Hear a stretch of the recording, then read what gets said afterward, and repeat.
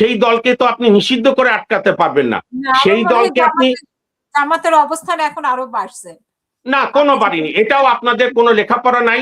বিনয়ের সঙ্গে বলি এইটা আমি অত্যন্ত বাংলাদেশে গেছি, আমি তো দেখেছি। না না, এটা আপনি জামাতের প্রচার মেশিনে বিমুগ্ধ হয়ে গেছে। যদি ইউনূস কারচুপি না করতো বিএনপি সিট আরো বাড়তো। এইটা স্রেফ প্রচারণায় আপনার, যেরকম নরেন্দ্র মোদীর প্রচারণায় মনে হয়। সরি মামুন ভাই, সরি ফর দ্য ইন্টারাপ্ট। 1 বছর ধরে তারা হ্যাঁ ক্ষমতায় থেকে জামাত তো অ্যাকচুয়ালি ক্ষমতায় ছিল। বিএনপি 2 মাস আগে দেওয়ার পর, বিএনপি 2 মাস আগে প্রার্থী দেওয়ার পরও বিএনপির একাধিক প্রার্থী ছিল, তাদেরকেও মোকাবেলা করতে হয়েছে। 20 দিন আগে আমরা ফাইনালাইজ হয়েছি। আর আমাদের তো ব্যাংক নাই যে আমাদের ফাইন্যান্স করবে না।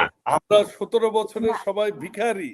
আর তারা তো কি করেছে বাবুল ভাই, আরেকটা কথা আপনি মানবেন তো বাবুল ভাই, আমি তো কোর্ট অঙ্গনে দেখেছি বাবুল ভাই, বিশ্ববিদ্যালয়গুলোতে দেখেছি, ইউনূস সাহেব তো শেষের দিকে একদম জামাতের দিকে হেলে পড়েছিল।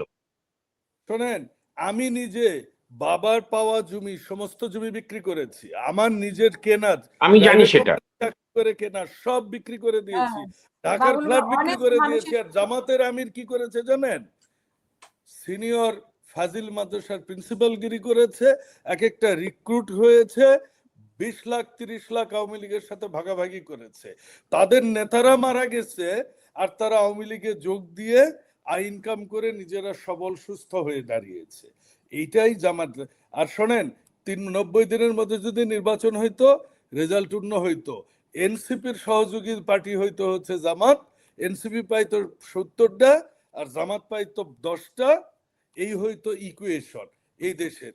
আর যেটা আপনি বলতেছেন বট বাহিনী দেখে হতাশ হওয়ার কিছু নাই। আমি ফজলে হুদা বন্ধু বান্ধবের থেকে 1 লাখ 1.5 লাখ 50,000 5,000 2,500 টাকা দান নিয়ে নির্বাচন করেছি। 25 কোটি 30 কোটি টাকা জামাত খরচ করেছে আমার আসনে, সবাইকে বেহেশতের টিকিট দিয়ে দিয়েছে। তারপর আমি একটা কথা বলি বাবুল ভাই, thank you for your nice interjection. আমি একটা কথা বলি হাসিনা আক্তার, বিএনপি কিন্তু 22 সালে এরকম আপনি আন্দোলনে আমি দেখিনি ভাই আপা।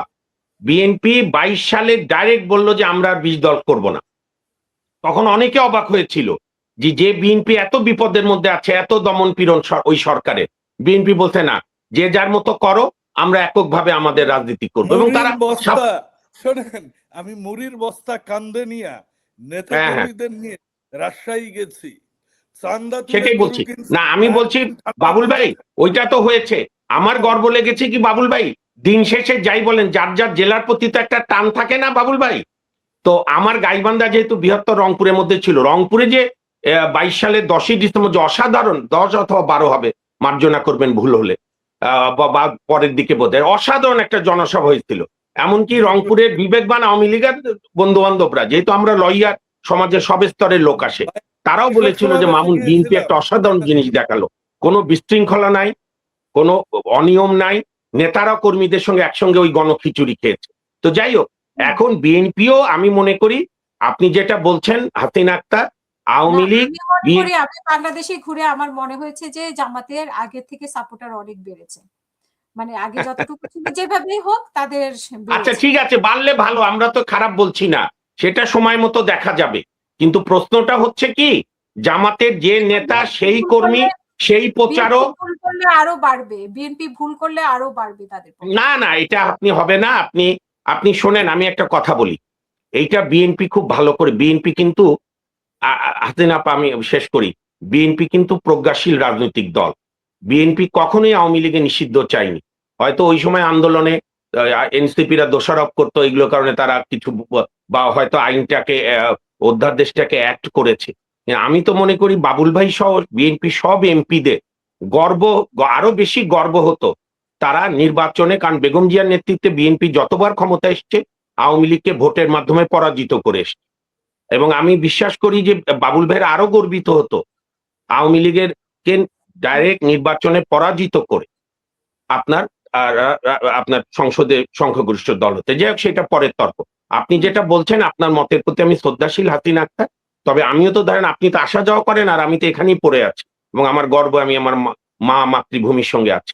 জামাতের শক্তি বাড়েনি, জামাতের শক্তি যেটা লুকায়িত ছিল আওয়ামী লীগের মধ্যে কিংবা ইভেন বিএনপির মধ্যেও, সেদিন বিএনপির এক সাবেক এমপি বলতে যে বিএনপিকেও জামাত মুক্ত বিএনপি চাই। তো সেই জন্য ওই শক্তিগুলো আপনি হঠাৎ বেড়ে গেছে তারা, এই জন্য আপনার মনে হচ্ছে।